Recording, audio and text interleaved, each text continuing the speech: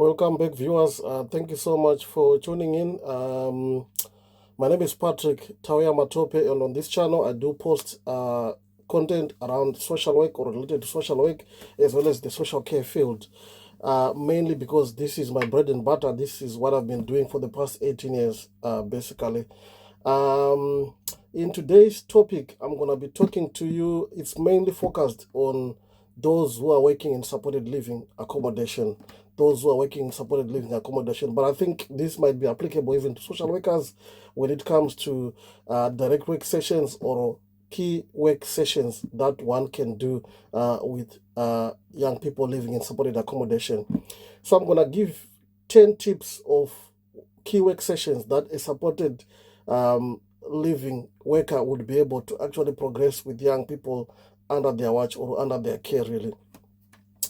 First and foremost, we need to remember that number one, building trust and establishing rapport. It's important that as a support worker working in a supported living accommodation setting, you need to be building rapport, you need to be building trust with the young people that you are engaging.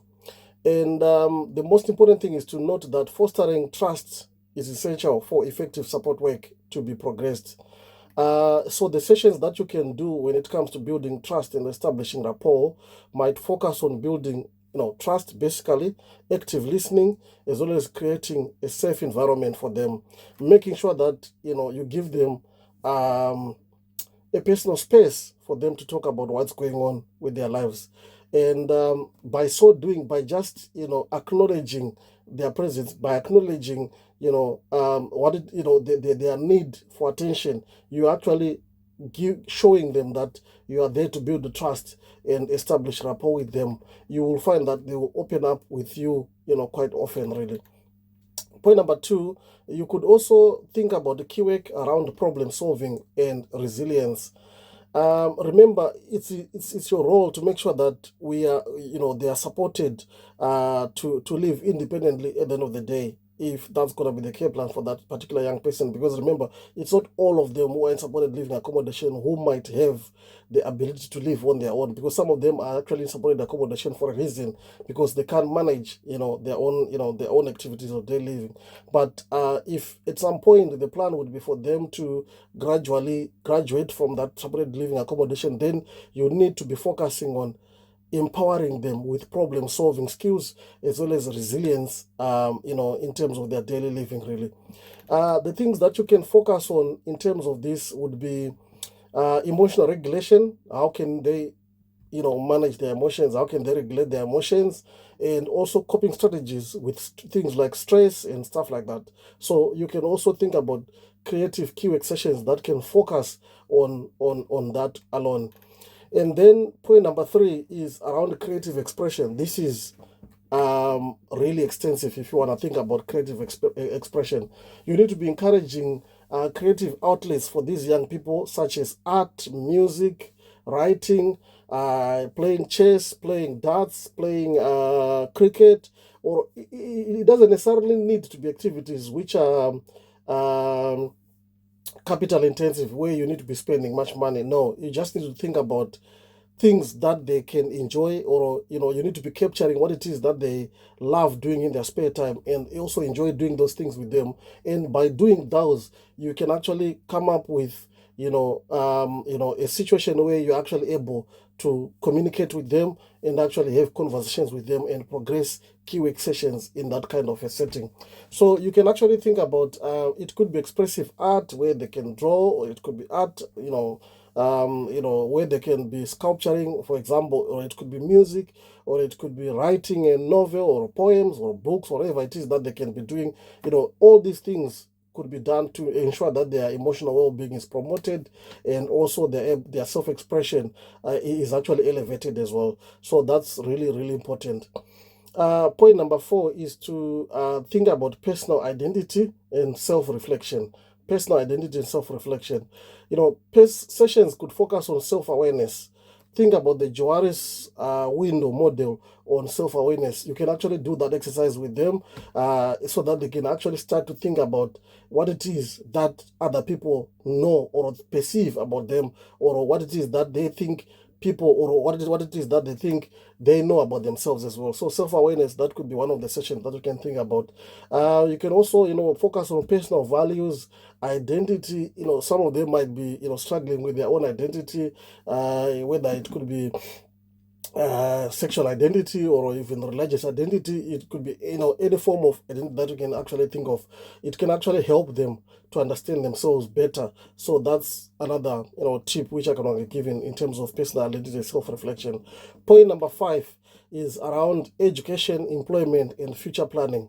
This is really, really important, and this is one of the bedrock of your role as a support worker, to make sure that they are not neat, as in NEET, not in employment, not in education, or not in training.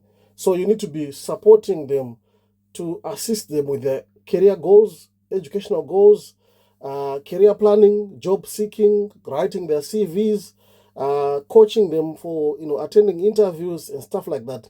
It's information that you can get online, so you don't need to crack yourself as to how or what is it that I need to be doing with them. But you can actually think about, okay, fine, tomorrow I'm going to be supporting PT with PT as in initials of the young person, PT with writing their CV, or coaching them, in terms of job interview, and stuff like that. So you need to be thinking about that. So that's education, employment, and future planning. You need to be, thinking about that in terms of a keyword sessions. And then point number 6 is around self-advocacy and assertiveness. Because remember, some of them we spoke up, I mentioned earlier on about in another video, where I said you will need to be the advocate. But remember, you also need to empower them so that they can self-advocate for themselves. And you need to empower them so that they can be assertive in the way they deal with other professionals, or in the way they deal with other young people in the accommodation, or even the way they deal with other people in the community. So they need to learn to be more assertive, and they need to learn some self-advocacy skills. So you need to be ensuring that you're empowering them to express their needs, to express, to empowering them to make sure that they know their rights, and they can be able to know what their preferences are, and so that you can they can actually be fully supported in a holistic manner, so to speak. Point number 7, positive communication and conflict resolution. That's another one of the keyword sessions that you can think of. You need to teach them about how they can effectively put across their point without being angry, or without being agitated and stuff like that. Making sure that you teach them effective communication techniques, as well as conflict resolution strategies. If you Google about all these things, you will get more prompts online in terms of what it is that you need to be doing about. And then point number 8 is around career mentoring and networking. You need to be there to give them pointers as to what it is that they need to be doing in terms of career development, people that they need to be networking with. For example, if they say, I want to be a barber, or I want to be a mechanic, you can actually start to link them up with local mechanics that you know in the area, so that they start to learn and see how best they can maneuver themselves in that particular trade, so to speak. And also supporting them to make sure that they access relevant employment opportunities. So that's a really important point number 8. Point number 9, you can also focus on health, body image, and self-acceptance, because some of them, remember, they might be struggling with identity issues, they might be struggling with self-esteem issues. So some of the sessions that you can also deliver could focus on health, body image, as well as self-acceptance, making sure that you promote positive body image for themselves, and you promote self-esteem with the young people that you're working with. And then point number 10, which is the last point, but also equally important, is transition to independent living.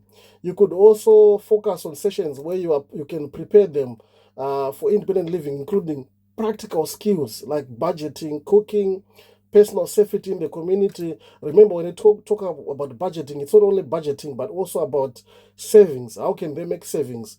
Also talk about prudent shopping. How can they shop effectively and make sure that their money stretches far, even if it means sometimes you can actually go with them to the shop and actually show them pointers as to how they can get things cheaper from Aldi, or from Lidl, or from whichever shop, as compared to going to Marks and Spencer, for example, or to whatever other shop which might be expensive, really. So you need to be giving them those skills as well.